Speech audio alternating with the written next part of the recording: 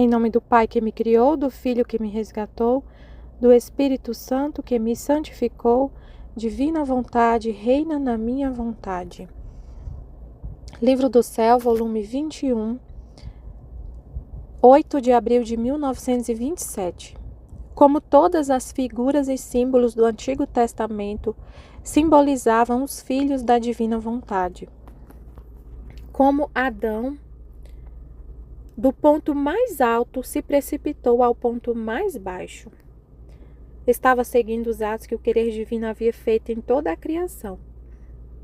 Também buscava os atos que havia feito tanto em nosso primeiro pai Adão, como em todos os santos do Antigo Testamento, especialmente onde o Supremo Querer havia feito ressaltar sua potência, sua força, sua virtude vivificadora.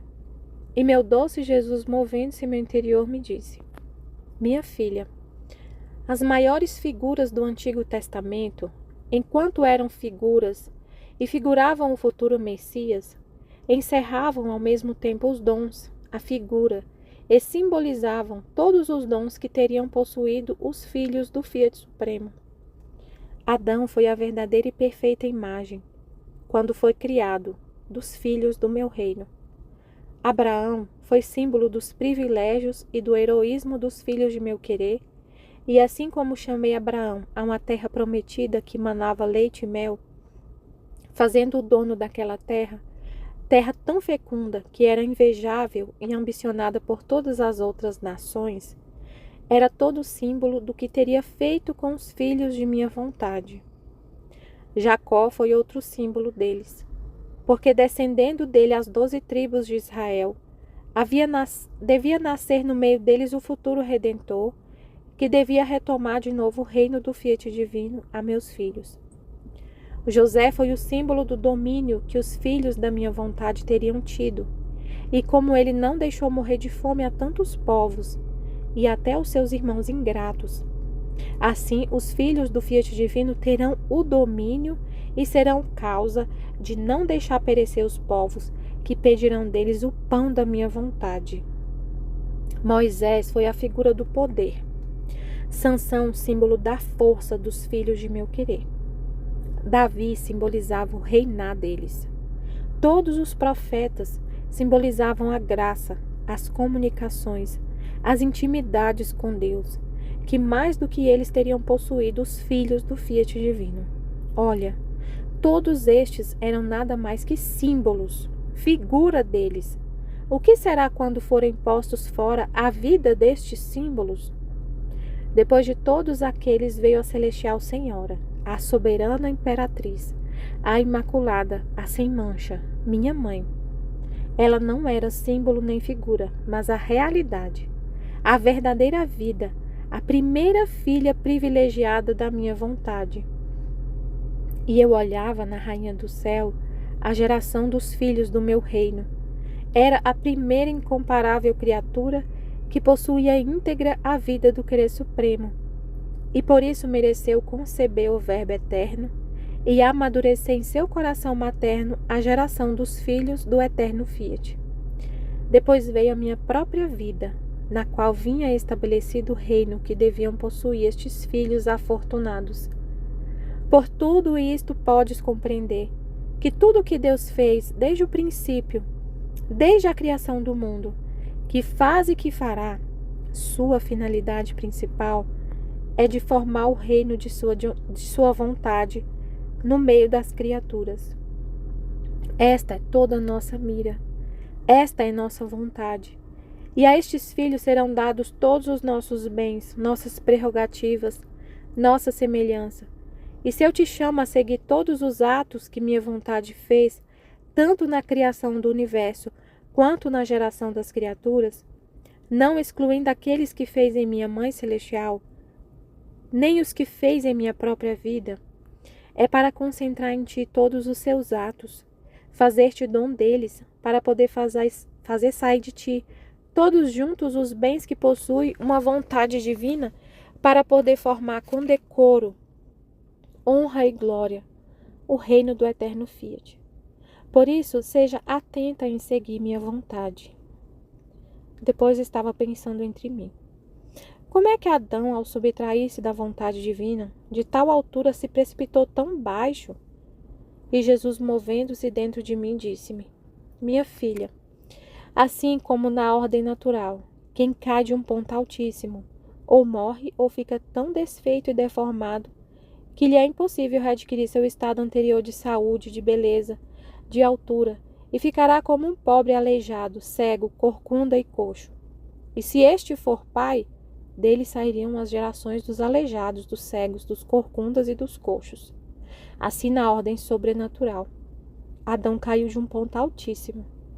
Ele havia sido posto por seu Criador num ponto tão alto que ultrapassava a altura do céu, das estrelas, do sol. Viver em minha vontade habitava acima de tudo, em Deus mesmo. Vês então de onde se precipitou Adão? Da altura de onde caiu, foi um milagre que não pereceu totalmente. Mas se não morreu, o golpe que recebeu na queda foi tão forte que foi inevitável ficar aleijado, desfeito e deformado de sua insólita beleza. Ele ficou despojado de todos os bens, entorpecido no agir. Então, em seu intelecto, uma febre contínua o debilitava, que, enfraquecendo-lhe todas as virtudes, não sentia mais a força para dominar-se. O mais belo caráter do homem, o domínio de si mesmo, desapareceu. E entraram as paixões a tiranizá-lo, a fazê-lo inquieto e triste.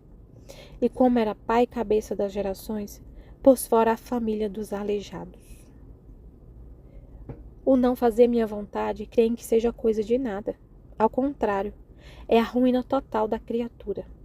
E por quantos atos de mais vontade própria faz, tantas vezes demais aumenta seus males, sua ruína, e se escava o abismo mais profundo onde precipita-se.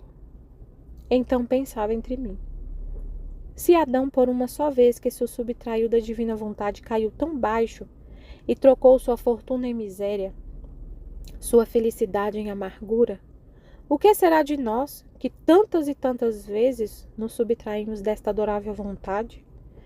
Mas, enquanto isso eu pensava, meu amado e único bem acrescentou: minha filha, Adão caiu tão baixo porque se subtraiu de uma vontade expressa de seu Criador, na qual vinha encerrada a prova para prová-lo em sua fidelidade àquele que lhe havia dado a vida e todos os bens que possuía. Muito mais do que o que Deus lhe pedia, diante dos tantos bens que gratuitamente lhe tinha dado, era que se privasse dos tantos frutos que lhe tinham otorgado, só de um fruto, só um, por amor àquele que tanto lhe tinha dado. E neste pequeno sacrifício que Deus queria dele, tinha-lhe feito saber que não queria outra coisa senão estar seguro do seu amor e da sua fidelidade. Adão deveria ter se sentido honrado de que seu Criador queria estar seguro do amor de sua criatura. A culpa aumentou, porque aquele que o atraiu e persuadiu a cair não era um ser superior a ele, senão uma vil serpente, seu capital inimigo. Sua queda trouxe consequências mais graves, porque era a cabeça de todas as gerações.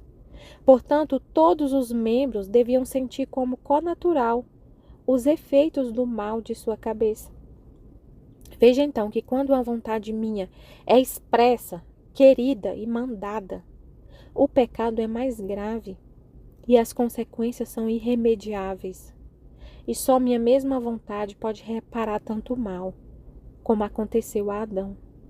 Em troca, quando não é expressa, se bem que a criatura está em dever de pedir para conhecer minha vontade em seu agir, se dentro de seu ato entra um bem, é a pura glória minha.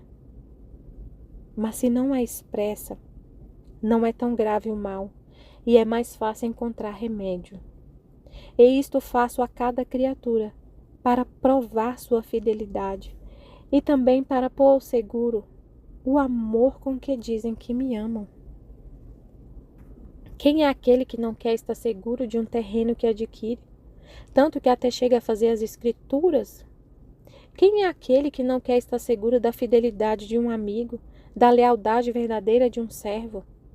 Então, para estar seguro, faço saber que quero os pequenos sacrifícios, os quais lhe levarão todos os bens à santidade e realizarão a finalidade para a qual foram criados.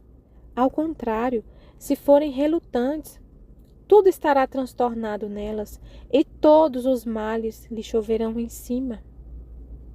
Mas não fazer minha vontade é sempre um mal, mais ou menos grave, segundo o conhecimento que dela se possui. Amém, Fiat. Jesus, eu confio em vós. Amém.